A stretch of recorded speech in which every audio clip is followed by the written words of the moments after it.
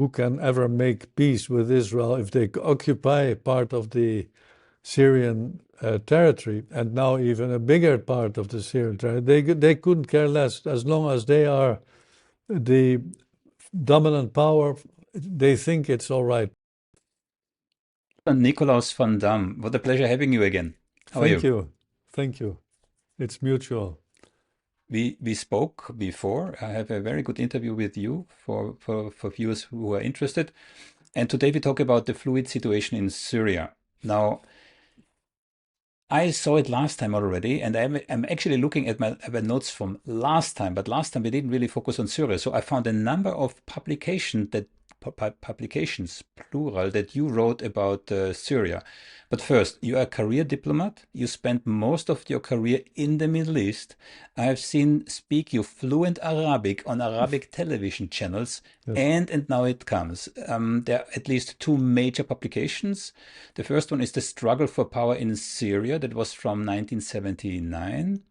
Then Destroying a Nation, the Civil War in Syria. That was from 2017. And then I found even three books. The first one is The Struggle for Power in Syria, Sectarianism, Regionalism, and Tribalism in Politics. This one is from 94. Then Politics and Society under the Assad and the Ba'ath Party from 2011. And the most recent one, Destroying a Nation, the Civil War in Syria, 2017. Now I'm highlighting this precisely for the reason you and me briefly discussed already today. There's a lot of opinion and guesswork out there right now concerning Syria. So I wanted to align the fact that you are a subject matter expert, also a true subject matter expert on this on the topic of Syria. You were not only in the region, because I forgot one special point, of course, you were the Dutch special envoy for Syria for a period of time. Did I forget anything relevant related to you and Syria? Well, first, let me tell you, there is one book which is called, the main title is The Struggle for Power in Syria.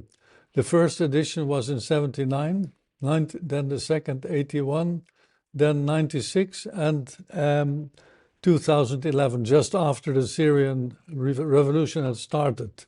And the fourth edition is more than twice as many pages as the first one. But it has remained valid for 45 years. But now it has come, this chapter with the fall of Assad, it has come to an end, although of course it still applies to the previous period. Well, the main theme was the role of sectarianism, regionalism, tribalism, and this was what made the regime so strong. And that's why they were able to maintain power. But it had a very, let's say, negative turn when they started to suppress people and it became really a dictatorship. Like perhaps in other cases, they had a chance to make things different. Actually, what they did was put the society upside down. They were from the countryside, from the poor countryside, from minorities, which were all on the lower scale of society. And then they were at the upper scale. But once, after a certain time, they also became corrupt, and then something similar happened, what was the case before. But what happened with the fall of the regime was a complete surprise. It was a surprise in the first place, but it was also a surprise that there was no bloody end. I had expected to be there a very bloody end if they would occupy Damascus, and also that there would have been fighting for the provinces which are dominated, or majority, not dominated, they are a majority, have an Alawi minority in the west coast on the mountains. They call it the Alawi Mountains, which is Tartus and Latakia, but also that didn't happen. And I also expected a kind of bloody revenge. Well, we are first in 1 week now almost, so a lot may still happen. But if this new regime can stick to the principles of what you can call the Declaration of Riyadh, which was by the opposition groups in Riyadh in 2015, where they subscribe to the principle of a democratic society, an equalitarian society, meaning there's no discrimination between religious groups, between ethnic groups, which means Alawis, Druzes, Ismailis, Christians would all be the same, equal, and the Kurds would not be discriminated against by the Arab side and the other way around. And then equalitarianism, women, men, and all this. It sounded very good. And if you listen to the first statements of al-Jolani, who is now called Ahmed al-Shara, then they are coinciding very much with these principles. And he wasn't, or the Hayat Tahrir al-Sham, the Commission for the Liberation of Sham or Syria, was not existing at the time, but several groups which Ahrar al-Sham, they joined Hayat Tahrir al-Sham, but they coincide, these principles. But having principles and carrying them out is something else. Al-Jolani or al-Shara has undergone a kind of metamorphosis. He has become, at least his utterances have become moderate, tolerant, and so on. But that doesn't mean that his followers, his rank and file, think the same, because if the leader says something else, it doesn't mean that all his followers also have made a transformation of thoughts. So it is still a very delicate situation in Syria. There are several groups who now took over power. First place, Hayat Tahrir al-Sham, but also the Turkish-supported military groups of the Syrian National Army, which is different from the Syrian Arab Army. That was the army of the state and the regime. They were not each other's friends, if not to say in certain cases they were each other's enemies. And then we have a third main group, which are the Kurds of the Syrian Democratic Forces in the northeast. And they are also enemies of these Turkish-supported Arab groups. So there is still we're still in a very explosive situation. And it depends on how the leadership in Damascus leads it and how they are willing to reach out to others, to make things smoothly. So there is still a lot to be done. And if you look at the history of Syria, there would be one dictatorship would be succeeded by another dictatorship. And that doesn't mean that there are not democratic forces in Syria. Of course, they are there. And I wouldn't say that they wouldn't be able to do so. But it depends on a lot of factors, and mainly also on who has the power. And if the one who has the power wants to implement these thoughts. There's a lot to unpack what you said, but maybe let's start with the surprise. As far as we can tell, Turkey, Israel, and the US were involved. So I have a couple of headlines in front of me. IDF chief acknowledges that Israel supplied weapons to Syrian rebels. Then we have Netanyahu claims credit for process that led to Assad's fall. And then we have a video where even Biden claimed credit for Assad's fall. So how much of a surprise was it really? Well, in general, you can see that if, for instance, Israel would help the opposition, they don't do that because they are friends with the opposition, but because by that they want to damage or cause the fall of others. This has also been the system with President Assad. For instance, when he would be cooperating with the Syrian Democratic Forces, but only to weaken his other opponents. And then, so this is divide and make the other people weaker. Well, in fact,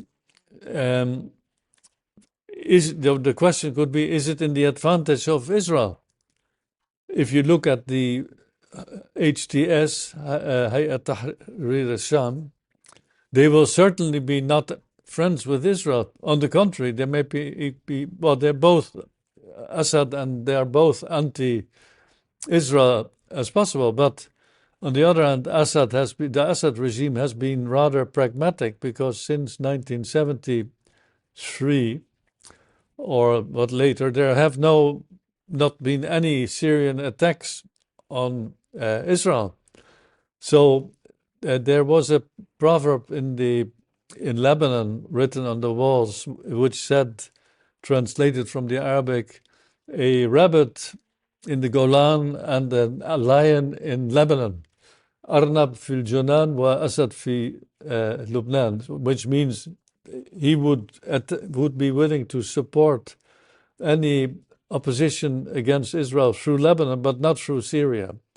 So he has been, let's say, wise enough not to attack Israel because he cannot win. And even now, with all these attacks on Israel, by Israel, and all these weapon depots, 400 in the first 2 days. They have 400 airstrikes in the first 2 days. They are toothless now, Syria. They cannot, by the way, defend themselves against other foreign aggressors. But so they are not any danger. I don't think they were really a danger to Israel. I mean, if you look at the fact that Israel has bombarded Syria several times a week for years, and I never heard any Arab or Syrian plane entering the Israeli airspace, not at all. So they were not all up to Israel at all, and they know that. And the Israelis, they say they are being threatened, but of course you are being threatened if you attack others and treat them very badly. So the more they attack others, the fewer friends they have, if they have friends already. So if you look at the role of Turkey, Turkey has, at the beginning of the Syrian revolution in 2011, really made an effort to come to negotiate or talk with Assad. The latest with the Minister of Foreign Affairs at that time, the Turkish Minister of Foreign Affairs, he spoke with Assad for about 6 hours. It didn't produce anything positive, and afterwards Turkey started to try to topple the regime. And that's why also these recent events are so surprising, because Turkey was also trying to open relations with Assad, but they made, let's say, impossible conditions. So the Syrian regime wanted Turkey to withdraw from Syrian territory, which is a very reasonable request. Then the Turks said they know, and then Assad said, well, then we can gradually do that, but they didn't want it either. Anyhow, the Hayat Tahrir al-Sham, I don't want to say that they were supported by the Turks. They were, of course, condoned by the Turks. To all their arms and so on must have come through Turkey. But whether it's advantage for Turkey is only a matter of time that it become clear, because you don't know what I can tell something about the position of Hayat Tahrir al-Sham inside Syria, but with their foreign relations, that we don't have any clue yet at all, because it still has to crystallize, and then if things go well between quotation marks, then Hayat Tahrir al-Sham must form a coalition with the other main parties. And, they say we now have, for 3 months, our own government, salvation government, they call it, which was the government in Idlib. Only one province is now the government in Damascus. So there's still a lot to be done. So they want to topple whether it is in the advantage of Turkey, it remains to be seen. And of course, the Turks have their conflict with the Kurds in northern Syria. They don't want any autonomy for the Kurds in Syria. And one issue there is that the position of the Kurds in Syria is rather geographically quite different from Iraq. In Iraq, they are in one region together, which is by majority Kurdish, whereas in Syria, they are divided over 3 spots. And the Syrian Democratic Forces and the PYD, this is the political party, they want to unite these 3 spots geographically, whereas in big parts of it, the Arabs are the majority. So this is still a complication. And also the United States has supported the Kurds in fighting against the Islamic State. And the Kurds, then when I say the Kurds, I don't mean the Kurds, because most Kurdish parties are against the Syrian Democratic Forces, but they have now the supervision over the oil resorts, which normally go to the state, not to one province. So there is still a lot of conflict to be solved, but one main thing is that the regime has, with its very bad behavior, has disappeared. In a miracle. I wouldn't have expected it. Is that not a bit suspicious? That's exactly the point. I mean, yes, the Assad regime was weak, but basically, without any significant fights, the whole army just disappeared. It reminds me a little bit on another scenario. I don't want to diverge, but I mean, is that fact not in itself suspicious? I heard someone saying today, Assad was not ousted. He got fired, right? Well, by he his went masters, himself. he got fired. Yeah. Well, I wouldn't go that far. It's a theory. I think he, hopefully rationally, decided that it was better not to fight and save a lot of bloodshed instead of fighting a hopeless fight. I think one of the issues is that the Syrian army, Arab army, his army, is mainly composed of is a reflection of the composition of the Syrian population, which means the majority of soldiers are Sunni, and they were paid so little that they had to entertain their families. The situation was hopeless. To make another fight was also. I had expected actually that the Republican Guard and with the brother of Bashar al-Assad, Maher al-Assad, that they would fight, but it didn't happen.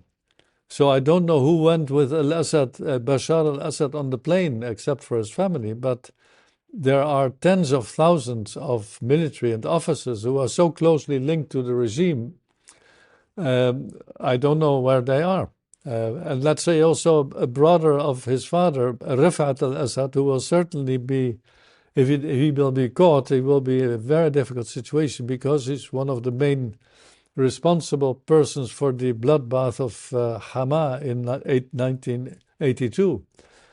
So I would not say, many people always want to say with hindsight, well, I did this or I did that, but I think nobody, I think the Russians must have told them also that, and this is, I think, the link between the Ukraine and Syria.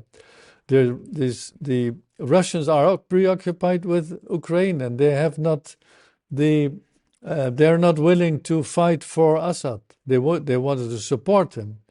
The Iranians, in my view, are. It's in a way an exaggeration that they are weakened because they have been attacked by Israel, and they have been attacked by Israel in Iran and both in Syria, but that doesn't mean that they have really been suffering great losses. But also so their position was not as much weakened as the Russian position. But it remains for the time being guesswork who did what behind the scenes. And also these issues of, I cannot imagine that the Assad regime would have cooperated with Israel. I read also these reports, but I cannot really imagine that. I mean, by the heart, Yeah, not with Israel. I believe more maybe with Russia. Maybe there's a deal. Maybe, and you're absolutely right. This is just guesswork. But maybe there's a deal between America and Russia, a kind of deal trading Syria for Ukraine. well, perhaps I don't know, because even the Americans they have a new president coming next month. So how can you make a deal already with the next? Who is winning from this? I think the main winners are the Syrian people, because they are Losers. no, they have been losers all the time, and they have been encouraged by all But kinds they're of not foreign. free now. They are. Yeah, but they're not free. They're not free. I think the biggest apologies. This is just my opinion. Yeah, the biggest losers here are again the ordinary Syrian people. They're falling under an Al Qaeda regime.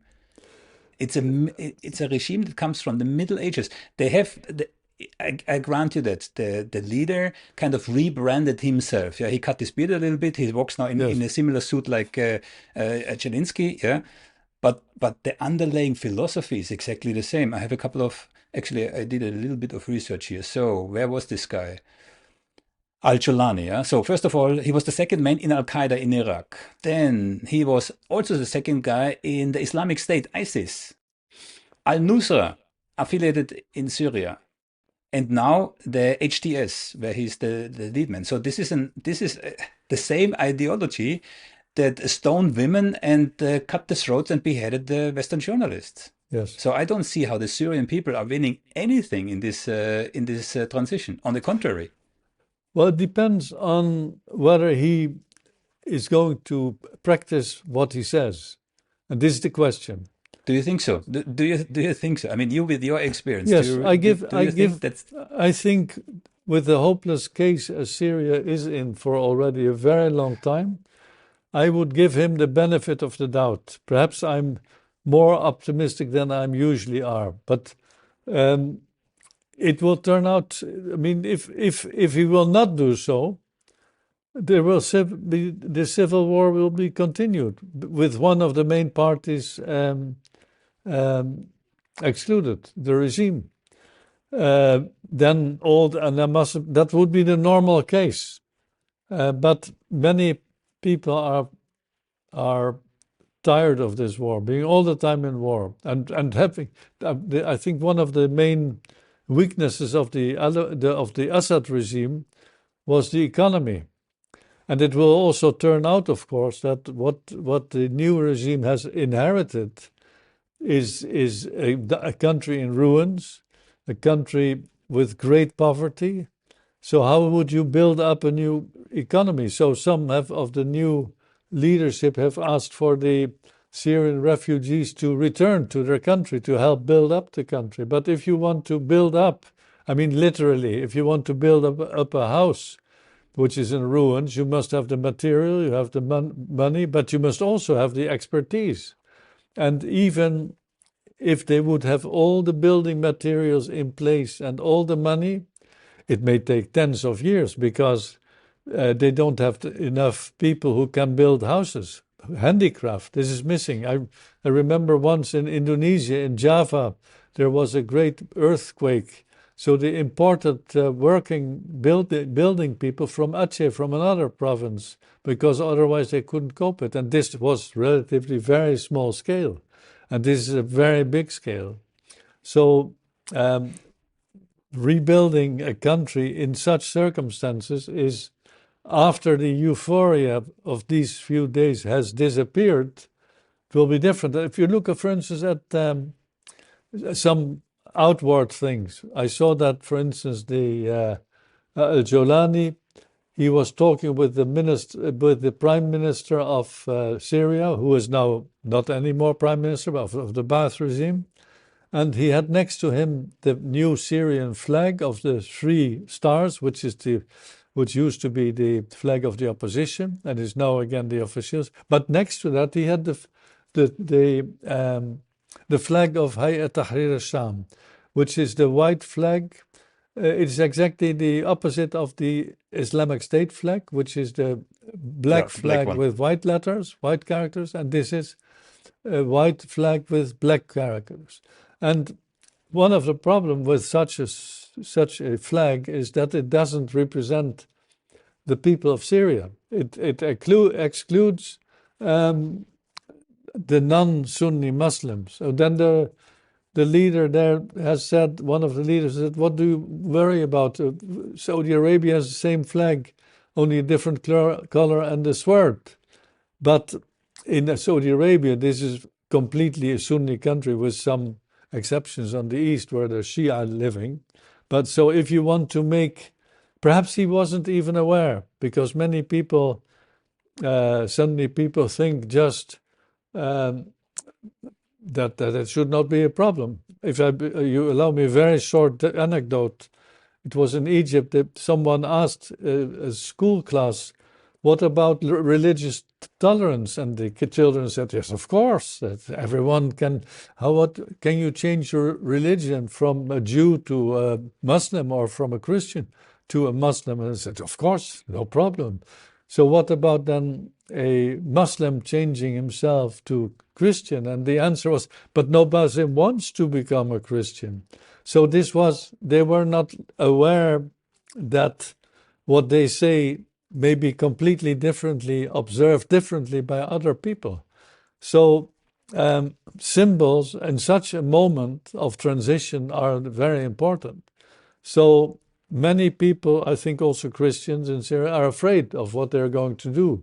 So we have in Dutch, it's a saying, it's called, someone is a wolf in sheep's skin. I don't know what the equivalent is in English, but you are a wolf, but you dress as something completely different, and they believe that you are different until the right moment is. It is also, you have a concept mainly with Shia Islam.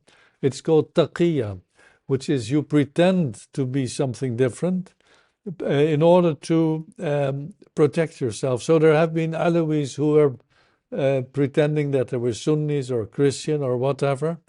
They were hidden. So it may be also, like in this case, they pretend to be very moderate. And once they have consolidated their position, then the true character comes out. And what you say is true, of course. He was Al-Qaeda and then Jabhat al-Nusra. And so they were very radical people. And so that was my thesis. Even if he really means it, it doesn't mean that all his followers who have to do the policy, who have to carry out everything on the ground, that they will act the same. This is why you are a diplomat. I don't give him the credit. Yeah, I have in front of me on my other screen here, I have the wanted poster where he's still wanted till today, and he has a bounty of 10 million US dollars on his head by the US and the UK. So this little rebranding of one person, of the lead person, I'm not convinced. And then I saw, as recently as this morning, I saw a caravan of military vehicles. They used the black flags, going through the Christian areas in Damascus to intimidate the people already. So that was definitely not a kind of a welcome greeting. What I want to point out, and I have another screenshot in front of me, which I will use in the editing. We heard a similar story about Al-Qaeda and Osama bin Laden. Anti-Soviet warrior puts his army on the road to peace. That was, of course, before 9/11. So I can't point the finger at whom. But let's say the media tenor, the Western media tenor, and this is what is, I can't say surprising, but noteworthy, is kind of, it's, how shall I say this? It's not as critical against this happening as you would expect when a force like Al-Qaeda, with a different name, rebranded, takes over a country. I mean, we have seen this before, right? So why is there no outcry? Why, this makes me very suspicious, because this unified programming happens only when big power interests in the background tell them to do so? I think it has to do first with all this misery, that there was no end in sight. So the first reaction is I that mean, the Western media. yes, I get it from Syrian perspective, but our Western media is supportive of this, you know, coup from a organization, a rebranded Al Qaeda. This is what I don't get. I think they were so glad that Assad disappeared that they are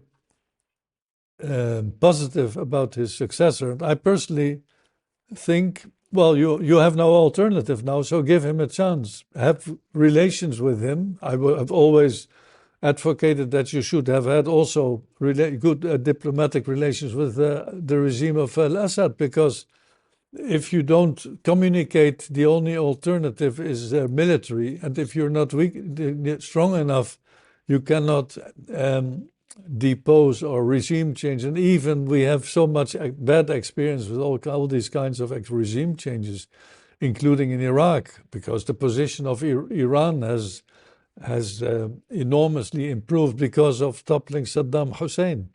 So this regime has, on paper at least, a golden chance. But the main question is, are they going to take it? We can also now say we don't cooperate with that regime. We continue the sanctions and so on, but we are in a dead end. Biden already said they will not lift the sanctions. Oh, he will not lift the sanctions. Well, I think I would lift the sanctions immediately and then see what happens. Because it's not only, it was, I should say in the past, it was not really the regime which was hurt by the sanctions, but the Syrian population. Because the regime just had all the means and everything. They only, if you have a sanction that you cannot travel to Europe, it doesn't mean anything. I mean, Assad or his direct supporters were not going to Marbella to have vacation there. It doesn't mean anything. So these personally targeted sanctions didn't mean anything, but it has made it difficult for the people. They have the suffering. So continuing sanctions, well, I'm not always convinced. I'm usually not convinced that sanctions will achieve the aim they are intended for. So it's already, I would say, very short notice that even if you don't look what is going to happen, then you already see that you already say we continue the sanctions, or you can just to put it the other way around. The sanctions are continued until Al-Jolani and this group are implementing the promises which they have made. That's the other way around. Apologies for this brief interruption, but if this conversation has you hooked, you will want to hear this. Over on my Substack, I share raw, practical tools to cut through media bias, propaganda and deception. It's free, it's unfiltered, and yes, sometimes it's a little controversial. Each article, each newsletter gives you powerful techniques to see through the smoke and mirrors used by politicians, corporations and the media to keep you in the dark. If you're ready to cultivate a lifelong skill set coming from an academically trained behavior analyst, hit the link in the description and subscribe. And finally, a quick call to action.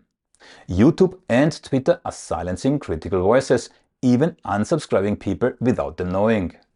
That's why I need your support. If you're not subscribed yet, now is really the time. Join us to stay informed and help amplify independent analysis. And for those already subscribed, check your status and share this content with others who value the truth. It really makes a difference. Thank you. Let's have a look at 3 potential beneficiaries. And it's again the same countries I already named. America, Turkey and Israel. Yeah? Let's start with Israel. So from a geographic perspective, of course, Syria more or less encapsulates Lebanon. And arms from Iran went through Syria to the Lebanon, and from Lebanon potentially to Gaza and other places, right? So that's a good thing for Israel.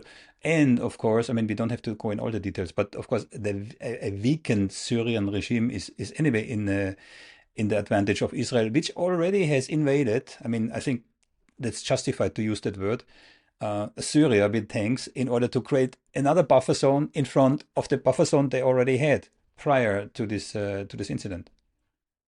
I think in the Israeli thinking, it is their advantage. They think in military terms and power terms, not at all in peace terms, because who can ever make peace with Israel if they occupy part of the Syrian territory, and now even a bigger part of the Syrian territory? They couldn't care less as long as they are the dominant power.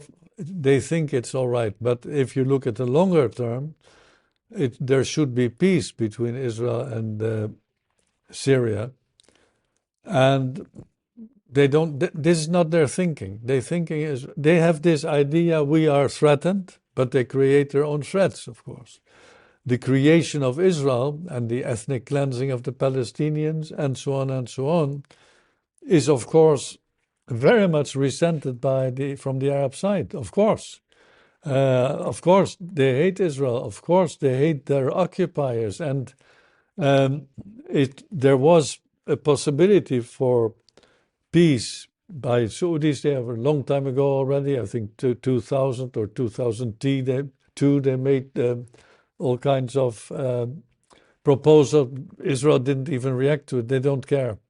They think that they are safer when they are fully superpowered. And of course, they take a risk if they make peace and they are not the superpower anymore, because they know exactly what can happen if they lose. They will use the formula. Their propaganda was: we can lose. The Arabs can lose many times, and we can lose only once. Yes, that's true. But the Arabs we have one state, and they have 22 states. You can also argue that Israel has 75 states, the 50 states of the United States and 27 of Europe. So, but that's of course a different. Indeed, they have weakened the transport of arms from Iran to Lebanon. They have weakened Hezbollah because of the recent their attacks and all this with the what do you call it, these instruments which they exploded. So they are military stronger. They were already very strong. I mean, whoever can do anything against Israel? Nothing. Yes, they did on 7th October last year, but that was not militarily any real threat to Israel. So by destroying the all important weapons in Syria now, they have made Syria even weaker. So they don't have anything. They didn't have anything to fear from Syria, and they will not for a very long time to come.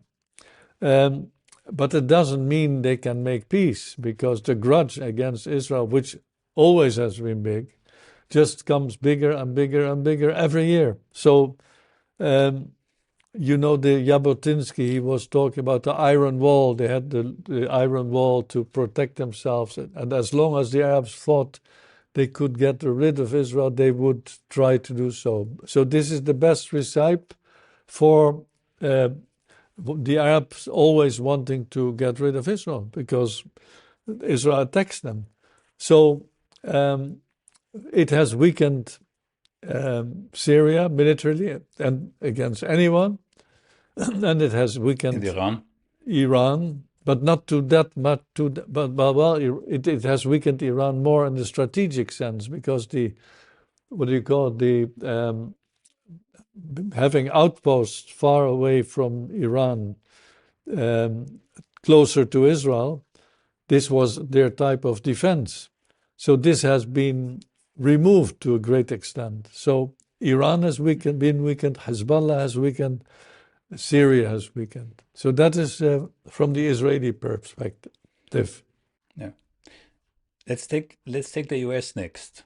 So we have this video from President Trump. He was president then, where he said he did not retreat from Syria. He stayed there for the oil. He said it a couple of times. We are there for the oil. I have the oil. We have the oil. Yeah. So that's one thing.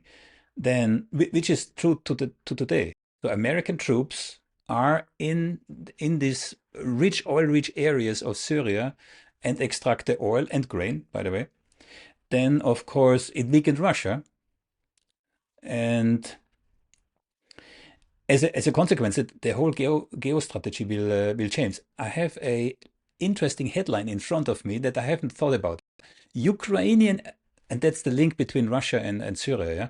Ukrainian intelligence coordinated with Syrian rebels against mutual enemy. So the U.S. SDF Kurdish, when I say Kurdish, I mean the SDF. So when the U.S. SDF Kurdish relationship was mainly based on the battle against Islamic State, and the Kurds did a very, very good job there. And the Kurds had, they are in the area of the oil, so it gives them income still today. And but it's not oil like in Kuwait or in Iraq or Iran or Saudi Arabia. They are not much. I remember that Shell closed its office a long time ago because the quantity of oil was not that much. So, but And the it's quality is different. Yeah. maybe it's also the contents of sulfur and so on. But mainly, it was not. It was important for Syria, for the regime, and now it's important for the SDF. But here comes into play the relations between the United States and Turkey. Who is more important? So if the Kurds are not playing any role anymore in battling IS, and the regime has been weakened, the Turks want to get rid of any form of Kurdish autonomy. We talked about this before. So in my expectation, the Kurds will be, let's say, between quotation marks, betrayed, because they have been used as long as they were useful. But I would say that I would expect that the United States gives priority to Turkey over the Kurds. So then, at a certain stage, the Kurds will be left alone. So then the Kurds also played a role against Damascus, ambivalent role. But whether or not it is useful for Turkey depends on also very much on the willingness of HTS to cooperate with Turkey. Well, they have to, because they are their neighbors. You cannot choose your neighbors. You choose your friends. But so the big change is for Turkey. I think not any Syrian government would expect or would accept any foreign country to occupy part of the country. So if the issue of the Syrian refugees is solved to a great extent, because one of the scenarios was that if there would be a battle between the regime and HTS in Idlib, northwest, then there would be more refugees going to Turkey. So Turkey did prefer to condone it than to let this battle happen. I don't know how many Syrian refugees are really willing to return, because I understand that people in Turkey, they want to see, is my home still there, and so on. But they don't have any jobs, so there is no income. I mean, to come back to a country where everything or much has been destroyed is not easy to reinvigorate economically. That's why Syria needs a lot of help from abroad. But so Turkey is perhaps the most important country in this respect, because Israel is of course important, but so they don't have any relations anyhow. And as I have often said, Western countries want always to have democracies in the Arab world, but if they have democracies, they will even have less. There will be even less possibilities to have peace with Israel. You said that in 2011, Erdogan met with Assad to negotiate. Now, in 2014, I'm not sure if you're aware of Serena Shim. Does that name ring a bell? American Lebanese journalist got killed. Serena Shim. It doesn't ring a bell.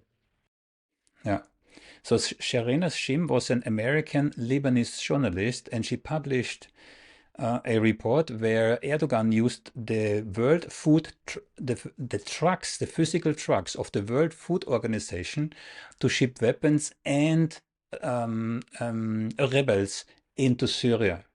And she got killed over this. Yeah, it's still out there. So if anyone is interested, Serena Shim.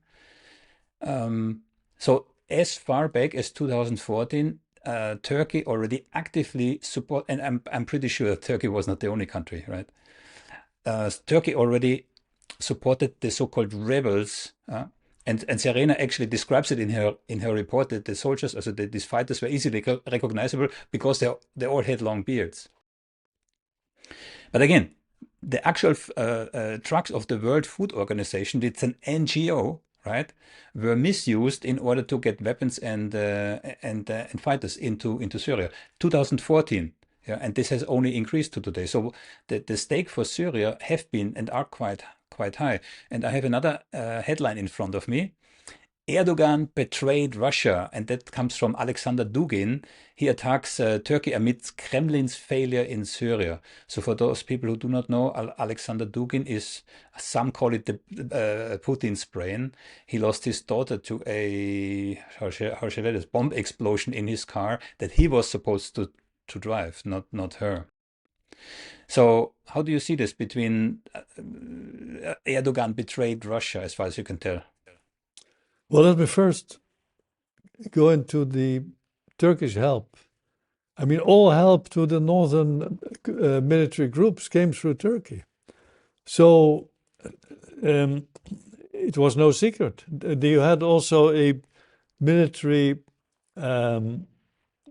military operations center in southern Turkey and a military operations center in Jordan. And the one in Turkey, there, all arms supplies were coordinated. So this was, in fact, it was open. If Turkey would not have wanted, nobody would have had any arms. But in this military operations center, you had Saudi Arabia, Qatar, you had the United States, you had, well, Turkey itself, of course. So there was no secret of whether they did. Well, perhaps it was a secret, if this is true, that it went through food transports, but the Turks could very easily send or let allow any arms shipments come through. There were even reports that Turkey had supported Islamic State, but that's reports. I don't know whether that is true. But Turkey is the main co-responsible for arming the opposition all these years, because like even had HTS, they could not get arms. So without them coming through Turkey, and the military groups in the south came through Jordan. So Erdogan, he acted very much on himself, and so it is. He has, of course, the Turkey. When I was ambassador in Turkey, they said there is not any country, neighboring country, with which they have peace. Bulgaria, Romania, Russia, Armenia, Iran, Iraq, Syria, Cyprus. So they had quarrels with almost every neighboring country. So, and then the relationship with Russia, I'm not an expert on this. Yeah, I just looked it up. I remembered I saw a video. I just found it.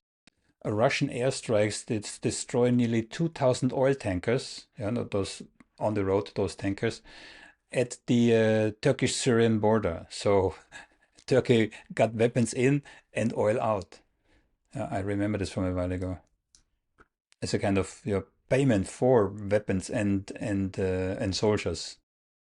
Yes, the oil went through the Zacho, I think. Uh, that was their main road to get the oil out.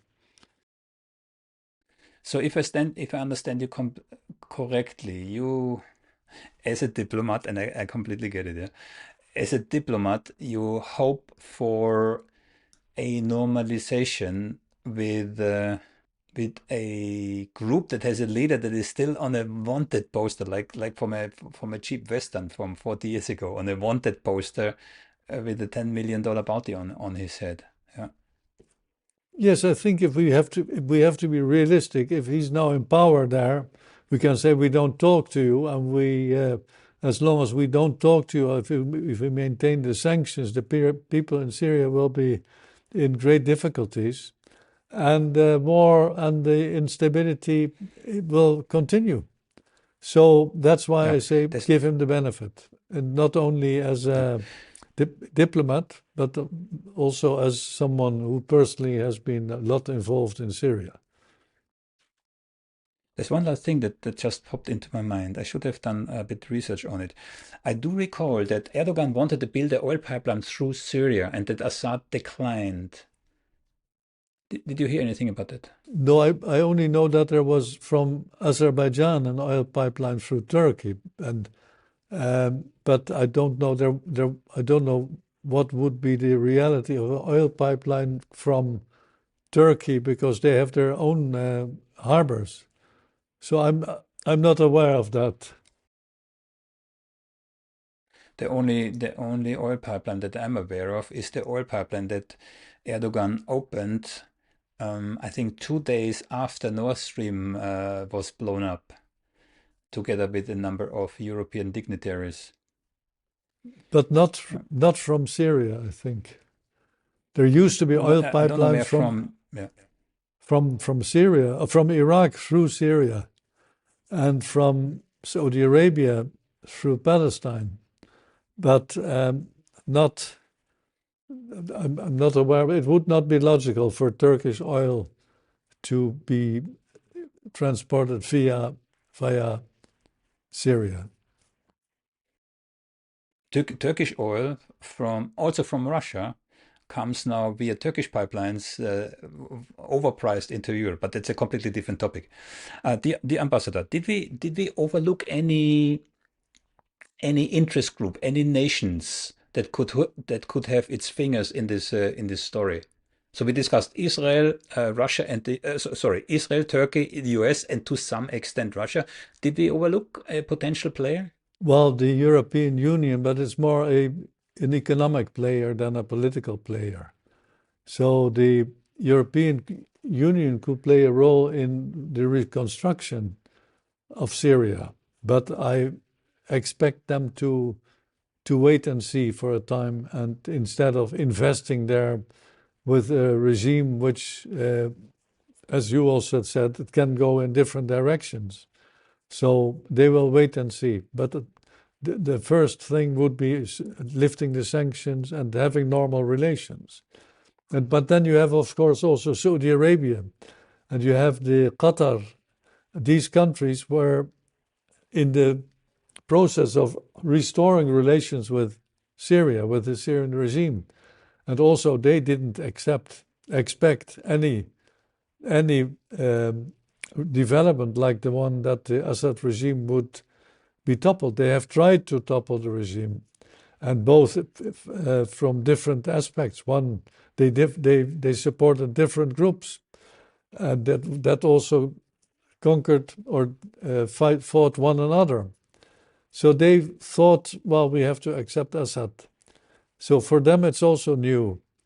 But all they want is, and for them, the advantage now is that Iran is weakened. That was also one of the reasons why they supported these opposition groups, but not very effectively in the sense that they supported rivals. So for the the Arab players, the main, let's say, the Gulf states, are a very important factor if Syria is to be rebuilt. But the main strategic ones are the United States, Iran, Turkey. These are the most important by far, and Israel, of course. But Israel has, I would say, not any positive influence on the events, whether or not with or without Assad.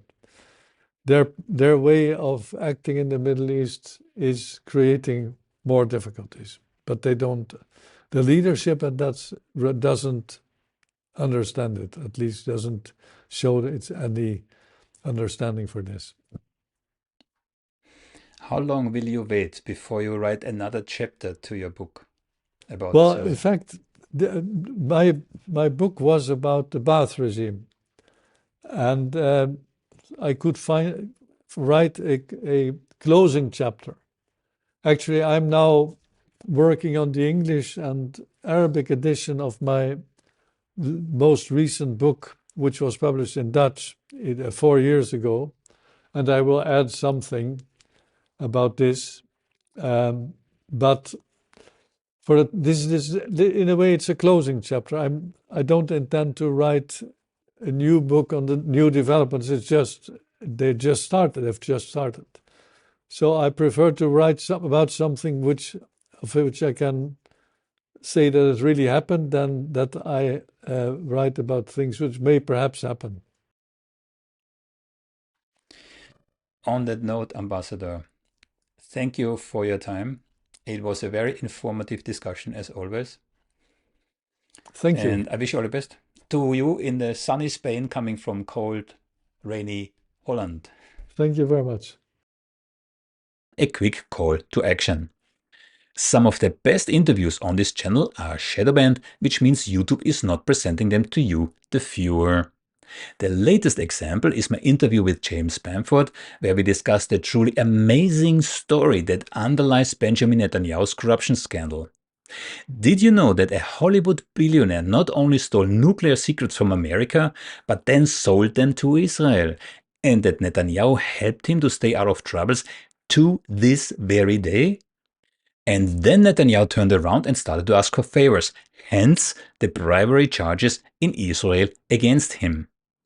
Other examples are the interviews with the so-called Hamas lawyer Stanley Cohen, or the interview with the former chief of staff of Colin Powell, who told me that the white powder in the test tube that Colin Powell showed the world when he testified at the UN just before the war on Iraq was actually salt.